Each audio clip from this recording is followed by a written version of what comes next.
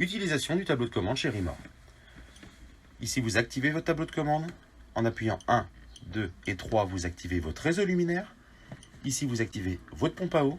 Et sur le i de information, vous obtenez les informations de puissance de charge de votre batterie cellule, puissance de charge du batterie porteur et niveau d'eau de votre camping-car. Utilisation du frigo Tedford. Une pression longue sur le bouton On-Off vous allume le tableau de commande et allume votre frigo. Là, il est sur le programme automatique qui permettra automatiquement d'énergie, 12 volts, gaz et 220. Là, il est en auto, comme on est à l'arrêt, je suis sur gaz. Si vous souhaitez permuter pour passer en mode manuel, vous appuyez sur ce bouton pour sélectionner ce que vous souhaitez. Là, par exemple, je suis passé en mode gaz forcé. Utilisation du boîtier de commande pour mettre en route la production d'eau chaude et le chauffage central. J'appuie sur le gros bouton. Mon petit camping-car clignote. J'appuie sur le gros bouton.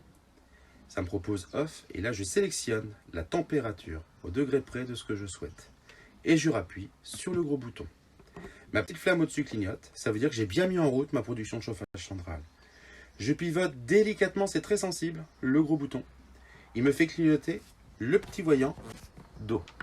Je rappuie sur le menu. Je tourne ma molette pour sélectionner mon programme. Pour 2 personnes éco, ça suffit. À partir de 3 voire 4, on met sur hot. Et j'appuie pour valider. Le petit voyant hot au-dessus clignote. J'ai bien mis en route ma production d'eau chaude. Pour couper maintenant mon système de chauffage, je rappuie sur le menu. Je rentre en appuyant sur le gros bouton. Je tourne ma molette jusqu'à off. Et je rappuie pour valider. La flamme est éteinte, j'ai bien fait la manipulation. Je ferai la même chose pour la production d'eau chaude. L'utilisation de votre caissette toilette. Pour la déverrouiller, c'est très simple. Vous avez un petit loquet ici, le petit loquet vert.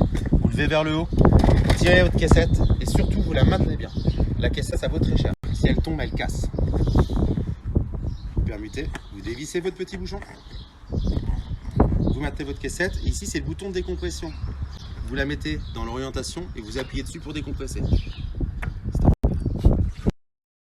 L'utilisation des toilettes.